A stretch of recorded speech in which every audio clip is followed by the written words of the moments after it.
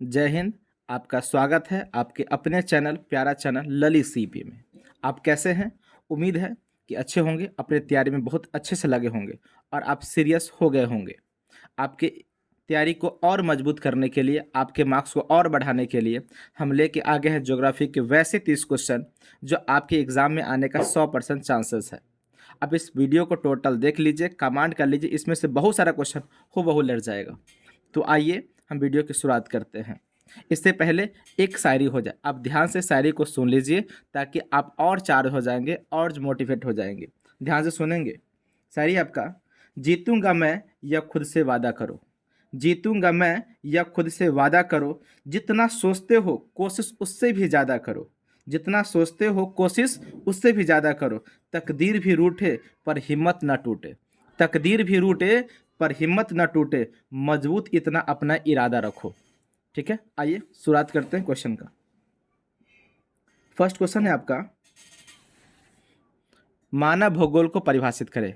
मानव भूगोल को परिभाषित करें तो कहेंगे मानव भूगोल भूगोल की वह शाखा है, मानव भूगोल भूगोल की वह शाखा है जो मनुष्य और उसके पर्यावरण के बीच अध्ययन करती है, जो मनुष्य और उसके पर्यावरण के बीच संबंध का अध्ययन करती है, संबंधों का अध्ययन करती है। इसमें हम यह महसूस करते हैं कि लोग कहाँ रहते हैं, कैसे रहते हैं और उसका पर्यावरण, समाज, संस्कृति और अर्थव्यवस्था पर क्या प्रभाव पड़ता है। ध्यान से फिर से सुन लीजिए। मानव भूगोल भूगोल की वह शाखा है जो मनुष्य और उसके पर्यावरण के बीच संबंधों का अध्ययन करती है। ठीक है, जिसमें हम यह समझते हैं कि लोग कहाँ रहते हैं, लोग कैसे रहते हैं और उसका पर्यावरण, समाज, संस्कृति या अर्थव्यवस्था पर क्या प्रभाव पड़ता है। यही क्या है? मानव भूगोल है। अगला क्वेश्चन है आपका, मानवतावाद क्या है। ध्यान देंगे, मानवतावाद क्या है। सेकंड क्वेश्चन तो कहेंगे मानवतावाद एक ऐसी विचार है, मानवतावाद एक ऐसा विचार है जिसमें यह माना जाता है कि इंसान अपनी समझ, अपनी तर्क और अच्छे कर्म से समाज में सुधार ला सकता है। इसमें इंसान की स्वतंत्रता, समानता और मानव अधिकारों को महत्व दिया जाता है। यह धर्म से अलग होकर विज्ञान और शिक्षा पर जोर देता है। तो आप समझ में आ गया होगा कि मानवतावाद एक विचार है, एक सोच है जिसमें यह माना जाता है कि इंसान अपनी समझ से, अपनी बुद्धि से, अपने अच्छे कर्म से समाज में सुधार ला सकता है। यही है मानवतावाद। ठीक है, अगला क्वेश्चन है, निश्चयवाद क्या है। निश्चयवाद क्या है, ध्यान से समझेंगे, आंसर लिखेंगे। निश्चयवाद मानव भूगोल की एक प्रमुख विचारधारा है। निश्चयवाद मानव भूगोल की एक प्रमुख विचारधारा है जिसके अनुसार मानव भौतिक पर्यावरण में किसी प्रकार का परिवर्तन नहीं कर सकता है, जिसके अनुसार मानव भौतिक पर्यावरण में किसी भी प्रकार का परिवर्तन नहीं कर सकता है। यानी पर्यावरण ही मानव की भौतिक और बौद्धिक विशेषताओं को तय करता है। पर्यावरण ही मानव की भौतिक और बौद्धिक विशेषताओं को तय करता है। आप समझ गए होंगे। एक बार और सुन लीजिए। निश्चयवाद या पर्यावरणीय नियतिवाद, ये दोनों एक ही चीज हुआ। निश्चयवाद या पर्यावरणीय नियतिवाद मानव भूगोल की एक प्रमुख विचारधारा है, एक प्रमुख सोच है जिसके अनुसार मानव भौतिक पर्यावरण में किसी भी प्रकार का कोई परिवर्तन नहीं कर सकता है। यानी मानव भौतिक पर्यावरण में कोई परिवर्तन नहीं कर सकता है, यानी पर्यावरण ही मानव की भौतिक और बौद्धिक विशेषताओं को तय करता है। अगला क्वेश्चन है, आर्थिक भूगोल के 3 उपक्षेत्र का नाम लिखिए। आर्थिक भूगोल के 3 उपक्षेत्र का नाम लिखिए। तो बोलेंगे आर्थिक भूगोल के 3 उपक्षेत्र के नाम इस प्रकार हैं। नंबर 1 में लिखेंगे संसाधन भूगोल, नंबर 2 में लिखेंगे कृषि भूगोल, नंबर 3 में लिखेंगे उद्योग भूगोल। याद हो गया होगा, संसाधन भूगोल, कृषि भूगोल, उद्योग भूगोल। अगला क्वेश्चन है, जन्म दर और मृत्यु दर को परिभाषित करें। जन्म दर और मृत्यु दर को परिभाषित करें। आंसर लिखेंगे, किसी क्षेत्र विशेष में, किसी क्षेत्र विशेष में किसी वर्ष के दौरान 1000 जनसंख्या पर जीवित बच्चों की संख्या को जन्म दर कहते हैं। किसी क्षेत्र विशेष में, किसी क्षेत्र विशेष में किसी वर्ष के दौरान, किसी वर्ष के दौरान 1000 जनसंख्या पर जीवित बच्चों की संख्या को जन्म दर कहते हैं। और मृत्यु दर में लिखेंगे, किसी क्षेत्र विशेष में किसी वर्ष के दौरान 1000 की जनसंख्या पर मृतकों की संख्या को मृत्यु दर कहते हैं। किसी क्षेत्र विशेष में एक वर्ष के दौरान या किसी वर्ष के दौरान 1000 की जनसंख्या पर मृतकों की संख्या को मृत्यु दर कहते हैं। अगला क्वेश्चन है, ध्यान देंगे, लिंग संरचना से आप क्या समझते हैं? लिंग संरचना से आप क्या समझते हैं? आंसर लिखेंगे, लिंग संरचना से तात्पर्य किसी क्षेत्र की जनसंख्या में पुरुषों और महिलाओं के अद्भुत से है या उपयोग से है, या इसको कह सकते हैं, ये थोड़ा सा गलत है, मिसयूज है, इसको कह सकते हैं अनुपात से है। लिंग संरचना से तात्पर्य किसी क्षेत्र की जनसंख्या में पुरुषों और महिलाओं के अनुपात से है। ठीक है, क्या बोलेंगे? लिंग संरचना से तात्पर्य किसी क्षेत्र की जनसंख्या में पुरुषों और महिलाओं के अनुपात से है। आदर्श रूप में पुरुष और महिलाओं का जो अनुपात होता है वो 1:1 होता है, यानी एक लड़का और एक लड़की। लेकिन दुनिया भर में 1000 पुरुषों के मुकाबले 990 महिलाएं होती है। पूरी दुनिया में आंकड़ा लगाया गया है, तो 1000 पुरुषों के मुकाबले 990 महिलाएं हैं। जबकि भारत की बात करें तो भारत में यह अनुमान 1000 पुरुषों के मुकाबले मात्र 943 महिलाएं हैं।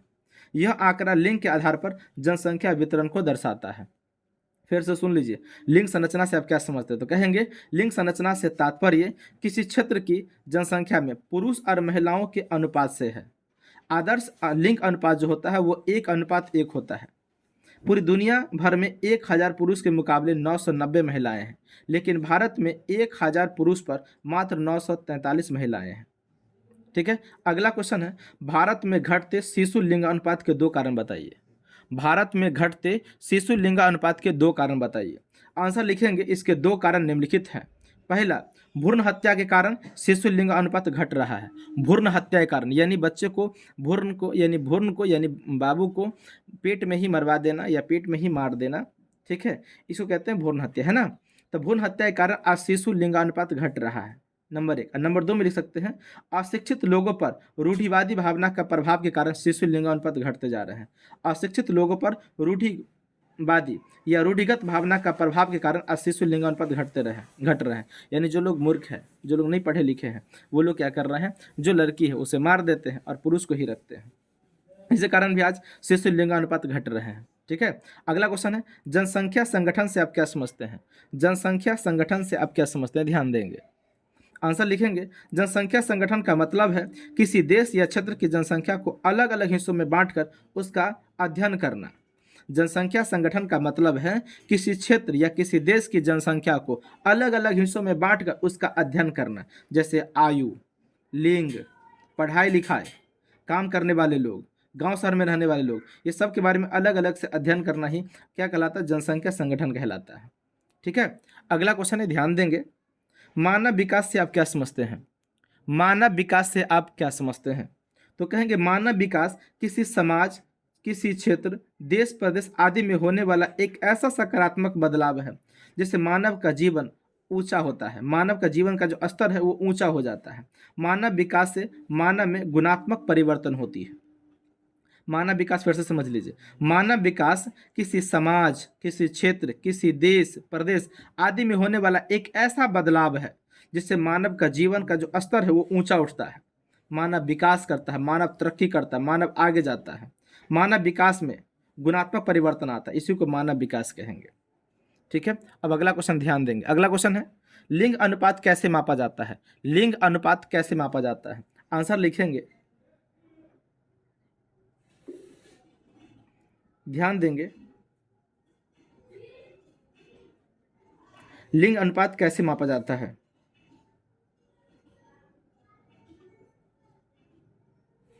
तो आंसर लिखेंगे, लिंग अनुपात से आशय पुरुष स्त्री के जनसंख्या के अनुपात से है। इसके अंतर्गत प्रति 1000 पुरुषों की संख्या पर स्त्रियों की संख्या की गणना की जाती है। ध्यान से सुन लेंगे, लिंग अनुपात से आशय पुरुष स्त्री के संख्या के अनुपात से है। लिंग अनुपात से आशय पुरुष स्त्री के संख्या के अनुपात से है। इसके अंतर्गत प्रति 1000 पुरुषों की संख्या पर स्त्रियों की संख्या की गणना से की जाती है। एक लाइन छोड़ के लिखेंगे, लिंग अनुपात बराबर स्त्रियों की जनसंख्या गुने में 1000 बट्टे में पुरुषों की जनसंख्या। लिंग अनुपात बराबर सूत्र लिखेंगे, स्त्रियों की जनसंख्या गुने में 1000 बट्टा में पुरुषों की जनसंख्या। अगला क्वेश्चन है, आश्रित जनसंख्या को परिभाषित करें। आश्रित जनसंख्या को परिभाषित करें। आंसर लिखेंगे, वैसी जनसंख्या जो 0 से 14 और 15 से 59 वर्ष के आते हैं, ये सभी आश्रित जनसंख्या कहलाते हैं, क्योंकि यह वर्ग अपने भोजन, अपने स्वास्थ्य संबंधी जरूरत को पूरा करने के लिए किसी न किसी दूसरे पर निर्भर रहते हैं।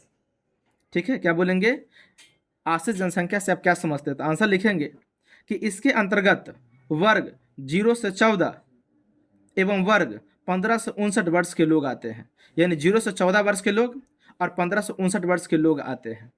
ये आश्रित जनसंख्या के अंतर्गत आते हैं, क्योंकि ये अपनी जरूरत को पूरा करने के लिए किसी न किसी दूसरे पर क्या रहते हैं, निर्भर रहते हैं। ये अपना काम खुद से नहीं कर पाते हैं। ठीक है, अगला क्वेश्चन है, कार्यशील जनसंख्या से आप क्या समझते हैं? कार्यशील जनसंख्या से आप क्या समझते हैं, ध्यान देंगे। आंसर लिखेंगे, इस वर्ग के अंतर्गत 15 से 59 वर्ष के लोग आते हैं। इस वर्ग के लोग अपनी आवश्यकता की पूर्ति खुद कर लेते हैं, ये किसी दूसरे पर निर्भर नहीं होते हैं, इसलिए इसे कार्यशील जनसंख्या के अंतर्गत रखते हैं। ठीक है, कार्यशील जनसंख्या के अंतर्गत 15 से 59 वर्ष के लोग आते हैं। इस वर्ग में या इस जनसंख्या के लोग जो है, यानी इस वर्ग में जो लोग आते हैं, ये अपनी जरूरत को खुद पूरा कर लेते हैं, ये किसी दूसरे पर निर्भर नहीं होते हैं। अगला क्वेश्चन है, मानव विकास के 3 मूलभूत क्षेत्र कौन से हैं? मानव विकास के 3 मूलभूत क्षेत्र कौन से हैं, या मानव विकास के संकेतकों के नाम लिखें। आंसर लिखेंगे, मानव विकास के 3 मूलभूत क्षेत्र निम्नलिखित है। मानव विकास के 3 मूलभूत क्षेत्र निम्नलिखित है। नंबर 1 शिक्षा, नंबर 2 स्वास्थ्य, नंबर 3 संसाधन तक पहुंच। नंबर 1 में क्या लिखेंगे, शिक्षा, नंबर 2 स्वास्थ्य और नंबर 3 संसाधन तक पहुंच। ये 3 क्या है, मानव विकास के 3 मूलभूत क्षेत्र हैं। अगला क्वेश्चन समझेंगे, प्राथमिक क्रिया से आप क्या समझते हैं? प्राथमिक क्रिया से आप क्या समझते हैं? आंसर लिखेंगे, वे सभी क्रियाएं जिसमें मानव सीधे सीधे प्राकृतिक संसाधनों का उपयोग करता है, प्राथमिक क्रिया कहलाता है। ध्यान से समझेंगे, वे सभी क्रियाएं जिससे मानव सीधे सीधे प्राकृतिक संसाधनों का उपयोग करता है, प्राथमिक क्रिया कहलाता है। यह क्रियाएं पर्यावरण पर निर्भर होती है और इसमें भूमि, जल, वनस्पति, खनिज आदि का उपयोग किया जाता है। प्राथमिक क्रिया समझ गए होंगे, फिर से सुन लीजिए, वे सभी क्रियाएं जिसमें मानव सीधे सीधे प्राकृतिक संसाधनों का उपयोग करता है, प्राथमिक क्रिया कहलाता है। यह क्रियाएं पर्यावरण पर निर्भर होती है और इसके अंतर्गत भूमि, जल, वनस्पति, खनिज आदि का उपयोग किया जाता है। अगला क्वेश्चन है, रोपण कृषि। रोपण कृषि किसे कहते हैं, ध्यान से समझेंगे, रोपण कृषि। आंसर लिखेंगे, ऐसी कृषि जिसमें फसल को एक बार रोपने के बाद कई वर्षों तक उत्पादन की प्राप्ति किया जाता है या उत्पादन किया जाता है, तो ऐसी कृषि को रोपण कृषि कहते हैं। समझ में आ गया होगा, ऐसी कृषि जिसमें एक बार फसल को रोपने के बाद कई वर्षों तक उत्पादन की प्राप्ति होती है, उत्पादन करते हैं, इसी को रोपण कृषि कहा जाता है। यह कृषि व्यापार और लाभ प्राप्त करने के लिए किया जाता है। रोपण कृषि व्यापार और लाभ प्राप्त करने के लिए किया जाता है। रोपण कृषि की शुरुआत यूरोप वासियों के द्वारा उपनिवेशिक देश में किया गया था। यानी रोपण कृषि का जो शुरुआत है ये यूरोप वासियों के द्वारा किया गया था और अपने उपनिवेशिक देशों में किया गया था। उपनिवेशिक देश का तो मतलब ये हुआ कि जिस देश को अपना गुलाम बनाया था उस देश में जाकर रोपण कृषि करता था। रोपण कृषि को एकल कृषि भी कहा जाता है और इसे बागवानी कृषि भी कहा जाता है। तो रोपण कृषि रहे, एकल कृषि रहे या आपको जो है बागवानी कृषि रहे, तीनों एक ही होता है। ठीक है, इसके अंतर्गत आ जाएगा चाय, कॉफी, रबर, कपास, गन्ना और केला। ठीक है, रोपण कृषि का अगर एग्जाम्पल पूछेगा, उदाहरण पूछेगा, तो आप कहेंगे चाय, कॉफी, रबर, कपास, गन्ना, केला आदि, ये सभी रोपण कृषि है। ठीक है, अगला क्वेश्चन है, ध्यान देंगे। क्वेश्चन है, जीवन निर्वाह कृषि क्या है? जीवन निर्वाह कृषि क्या है? आंसर लिखेंगे, ऐसी कृषि जो मुख्य रूप से परिवार की जरूरतों को पूरा करने के लिए किया जाता है, तो इसे जीवन निर्वाह कृषि कहते हैं। ऐसी कृषि जो परिवार की जरूरतों को पूरा करने के लिए किया जाता है, परिवार का निर्वाह करने के लिए किया जाता है, परिवार को चलाने के लिए किया जाता है, तो ऐसे कृषि को जीवन निर्वाह कृषि कहते हैं। ठीक है, इसे बेचने के उद्देश्य से नहीं किया जाता है, इसे व्यापार करने के उद्देश्य से नहीं किया जाता। ठीक है, अगला क्वेश्चन है, भूमध्य सागरीय कृषि क्या है? भूमध्य सागरीय कृषि क्या है, ध्यान देंगे। आंसर लिखेंगे, भूमध्य सागरीय जलवायु वाले क्षेत्र में, भूमध्य सागरीय जलवायु वाले क्षेत्र में की जाने वाली कृषि को भूमध्य सागरीय कृषि कहा जाता है। भूमध्य सागरीय जलवायु वाले क्षेत्र में की जाने वाली कृषि को भूमध्य सागरीय कृषि कहा जाता है। यह एक अति विशिष्ट प्रकार की कृषि होती है। इसमें खट्टे रसदार फलों का उत्पादन प्रमुख रूप से किया जाता है। इसमें अंगूर, अंजीर तथा जैतून इत्यादि आते हैं। फिर से सुन लीजिए, फिर से सुन लीजिए, भूमध्य सागरीय जलवायु वाले क्षेत्र में की जाने वाली कृषि को भूमध्य सागरीय कृषि कहा जाता है। यह एक विशेष प्रकार की कृषि होती है। इसमें खट्टे रसदार फलों का उत्पादन किया जाता है। खट्टे रसदार फलों का उत्पादन किया जाता है। इसमें अंगूर, अंजीर तथा जैतून इत्यादि आते हैं। अगला क्वेश्चन समझ लीजिए। अगला क्वेश्चन है सामूहिक कृषि क्या है। सामूहिक कृषि ध्यान से सुन लीजिए। जब किसानों का एक समूह के द्वारा अपने संसाधनों को मिलाकर कृषि कार्य किया जाता है उसी को सामूहिक कृषि कहते हैं। या उसको ऐसे भी कह सकते हैं कि वैसा कृषि जिसमें सभी किसान लोग मिलकर एक समूह में खेती करते हैं उसी को सामूहिक कृषि कहते हैं। देखिए सामूहिक कृषि, सामूहिक माने समूह, तो कहेंगे वह कृषि जिसमें एक किसानों का समूह मिलकर खेती करता है या किसानों का समूह मिलकर कृषि करता है या खेती करता है उसी को क्या कहते हैं, सामूहिक कृषि कहते हैं। यानी सभी किसानों मिलकर जो खेती करता है, कृषि करता है उसी को क्या कहते हैं, सामूहिक कृषि कहते हैं। ठीक है, चलिए अगला क्वेश्चन समझेंगे ध्यान से। अगला क्वेश्चन है रबर उत्पादक किन्हीं दो देशों के नाम बताइए। रबर उत्पादक किन्हीं दो देशों के नाम बताइए। तो बोलेंगे दो देश के नाम निम्नलिखित है। Number 1 Thailand, number 2 Indonesia. Rubber का उत्पादन कहाँ कहाँ करता है, कौन कौन देश करता है? पहला है थाईलैंड, दूसरा है इंडोनेशिया। अगला क्वेश्चन ध्यान देंगे, विस्तृत वाणिज्य अनाज कृषि की किन्हीं चार फसलों के नाम लिखिए। विस्तृत वाणिज्य अनाज कृषि की किन्हीं चार फसलों के नाम लिखिए। आंसर लिखेंगे, चार कृषि का नाम निम्नलिखित है। नंबर 1 गेहूं, नंबर 2 चावल, नंबर 3 मक्का और नंबर 4 में लिखेंगे बाजरा। गेहूं, चावल, मक्का, बाजरा। गेहूं, चावल, मक्का, बाजरा, ये क्या है? विस्तृत वाणिज्य अनाज कृषि के चार फसल के नाम हैं। अगला क्वेश्चन है मानव का प्रकृतिकरण क्या है। मानव का प्रकृतिकरण क्या है, ध्यान से समझेंगे। आंसर लिखेंगे, मानव का प्राकृतिकरण का मतलब है मानव अपने जीवन को प्रकृति के हिसाब से बदलता है, इसी को मानव का प्राकृतिकरण कहते हैं। पहले जब प्रौद्योगिकी बहुत कम था यानी उद्योग धंधे बहुत कम थी तो समाज का विकास आदिम अवस्था में था यानी बहुत कम विकास हुआ था, तब मानव प्रकृति के अनुसार से ही अपना जीवन जीते थे। ठीक है, आदि मानव प्रकृति का सुनता था यानी प्रकृति का पूजा करता था। ठीक है, प्रकृति के प्रचंडता से डरता था, प्रकृति का पूजा हुआ करता था पहले। ठीक है, आप समझ गए होंगे मानव का प्राकृतिकरण क्या है। तो कहेंगे मानव का प्राकृतिकरण का मतलब है कि मानव अपने जीवन को प्रकृति के हिसाब से जीता है, बदलता है, इसी को मानव का प्राकृतिकरण कहते हैं। जब उद्योग धंधे का विकास बहुत कम हुआ था तो समाज का विकास ज़्यादा नहीं हुआ था। जब उद्योग धंधा बहुत कम था तो मानव का विकास उस समय नहीं हुआ था, कम हुआ था। तब मनुष्य जो है ना प्रकृति के अनुसार से ही जीता था, प्रकृति का पूजा करता था। ठीक है, अगला क्वेश्चन है राजनीतिक भूगोल के दो उपक्षेत्र के नाम लिखे। राजनीतिक भूगोल के दो उपक्षेत्र के नाम लिखे। आंसर में लिखेंगे राजनीतिक भूगोल के दो उपक्षेत्र के नाम निम्नलिखित है। नंबर 1 सैन्य भूगोल और नंबर 2 राजनीतिक भूगोल। नंबर 1 में सैन्य भूगोल और नंबर 2 राजनीतिक भूगोल। अगला क्वेश्चन है जनसंख्या के घनत्व से आप क्या समझते हैं। जनसंख्या के घनत्व से आप क्या समझते हैं, ध्यान देंगे। आंसर लिखेंगे प्रति वर्ग किलोमीटर क्षेत्र में निवास करने वाले लोगों की संख्या को जनसंख्या घनत्व कहते हैं। प्रति वर्ग किलोमीटर क्षेत्र में निवास करने वाले लोगों की संख्या को, यानी निवास माने रहने वाले लोगों की संख्या को जनसंख्या घनत्व कहते हैं। एक लाइन छोड़ के लिखेंगे जनसंख्या घनत्व बराबर प्रदेश की कुल जनसंख्या बट्टे में प्रदेश की कुल क्षेत्रफल। जनसंख्या घनत्व बराबर सूत्र होगा प्रदेश की कुल जनसंख्या बट्टे में प्रदेश का कुल क्षेत्रफल। ठीक है, अगला क्वेश्चन ध्यान देंगे। अगला है मानव विकास के चार स्तंभों का उल्लेख करें। मानव विकास के चार स्तंभों का उल्लेख करें। तो चार स्तंभ के नाम निम्नलिखित है। नंबर 1 समता, नंबर 1 में क्या लिखेंगे, समता। नंबर 2 सशक्तिकरण, नंबर 3 उत्पादकता और नंबर 4 सतत पोषणीयता। नंबर 1 समता, नंबर 2 सशक्तिकरण, नंबर 3 उत्पादकता, नंबर 4 सतत पोषणीयता। अगला क्वेश्चन है शुष्क कृषि क्या है, ध्यान देंगे। शुष्क कृषि क्या है, आंसर लिखेंगे शुष्क कृषि वह कृषि पद्धति है जो कम वर्षा वाले क्षेत्रों में की जाती है। शुष्क कृषि वह कृषि पद्धति है जो कम वर्षा वाला क्षेत्रों में की जाती है। इसमें सिंचाई की सुविधा बहुत कम होती है, इसलिए किसान वर्षा पर ही निर्भर रहते हैं। इसमें मुख्य रूप से बाजरा, ज्वार, तिल, दालें आदि फसलें उगाई जाती है। यह कृषि राजस्थान, गुजरात और मध्य प्रदेश के शुष्क क्षेत्रों में किया जाता है। अब समझ गए होंगे शुष्क कृषि किसे कहते हैं, यानी वह कृषि, ठीक है, वैसी कृषि जहाँ पे यानी वैसी कृषि जिसको वर्षा की आवश्यकता कम होती है या पानी की आवश्यकता कम होती है, ठीक है, उसको क्या कहते हैं, शुष्क कृषि कहते हैं। ठीक है, शुष्क कृषि कृषि का वह पद्धति है जो कम वर्षा वाले क्षेत्र में किया जाता है, इसी को शुष्क कृषि कहते हैं।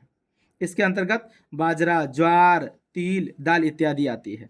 यह फसल जो है राजस्थान, गुजरात, मध्य प्रदेश के शुष्क क्षेत्र में होता है। अगला क्वेश्चन है, जनसंख्या परिवर्तन के दो घटक के नाम बताइए। जनसंख्या परिवर्तन के दो घटक के नाम बताइए। तो जनसंख्या परिवर्तन के दो घटक के नाम निम्नलिखित है। नंबर 1 जन्म दर, नंबर 2 मृत्यु दर। नंबर 1 जन्म दर, नंबर 2 मृत्यु दर। अगला क्वेश्चन है, मानव विकास सूचकांक से आप क्या समझते हैं। मानव विकास सूचकांक से आप क्या समझते हैं। आंसर लिखेंगे, मानव विकास सूचकांक का प्रतिपादन सबसे पहले 1990 में पाकिस्तानी अर्थशास्त्री महबूब उल हक ने किया था। मानव विकास सूचकांक का प्रतिपादन सबसे पहले 1990 में पाकिस्तानी अर्थशास्त्री महबूब उल हक ने किया था। महबूब उल हक ने किया था। कौन किया था। महबूब उल हक ने किया था। मानव विकास सूचकांक स्वस्थ, साक्षरता तथा संसाधनों तक पहुंच के संदर्भ में मापा जाता है। मानव विकास सूचकांक स्वास्थ्य, साक्षरता तथा संसाधनों तक पहुंच के संदर्भ में मापा जाता है। ठीक है, चलिए अगला क्वेश्चन है, गहन निर्वाह कृषि क्या है। गहन निर्वाह कृषि क्या है, ध्यान देंगे। गहन निर्वाह कृषि क्या है। आंसर लिखेंगे, यह कृषि मुख्य रूप से मानसूनी एशिया के घनी जनसंख्या वाले देश भारत, पाकिस्तान, बांग्लादेश और जापान आदि में की जाती है। गहन निर्वाह कृषि क्या, समझिए ध्यान से। आंसर लिखेंगे, यह कृषि मुख्य रूप से मानसूनी एशिया के घनी, क्या बोलेंगे, यह कृषि मुख्य रूप से मानसूनी एशिया के धनी या घनी जनसंख्या वाले देश भारत, पाकिस्तान, बांग्लादेश और जापान आदि में किया जाता है। यानी गहन कृषि कहाँ किया जाता है, भारत में, पाकिस्तान में, बांग्लादेश में। ठीक है, चलिए अगला क्वेश्चन है, कायिक घनत्व क्या है। ध्यान देंगे, कायिक घनत्व क्या है। आंसर लिखेंगे, कायिक घनत्व का अर्थ होता है किसी क्षेत्र की कृषि योग्य भूमि पर जनसंख्या का घनत्व। कायिक घनत्व का अर्थ होता है किसी क्षेत्र की कृषि योग्य भूमि पर, किसी क्षेत्र की कृषि योग्य भूमि पर जनसंख्या का घनत्व, इसी को कायिक घनत्व कहा जाता है। ठीक है, चलिए अगला क्वेश्चन है, रोपण कृषि की किन्हीं 4 फसलों के नाम बताइए। रोपण कृषि की किन्हीं 4 फसलों के नाम बताइए। आंसर लिखेंगे, रोपण कृषि की 4 फसल के नाम निम्नलिखित है। नंबर 1 चाय, number 2 coffee, number 3 rubber, number 4 गन्ना। रोपण कृषि के 4 फसल का नाम क्या क्या है, चाय, कॉफी, रबर, गन्ना। चाय, कॉफी, रबर, गन्ना। चलिए टोटल 30 क्वेश्चन हो गया। अब 30 क्वेश्चन के ध्यान से सुन लिए होंगे। टोटल क्वेश्चन को आप कॉपी पर नोट कर लीजिए, 2-3 बार इसे सुन लीजिए और एग्जाम में जाने से पहले भी एक बार जरूर सुन लेंगे, आपको टोटल क्वेश्चन लग जाएगा। ठीक है, सुनने के लिए बहुत बहुत धन्यवाद।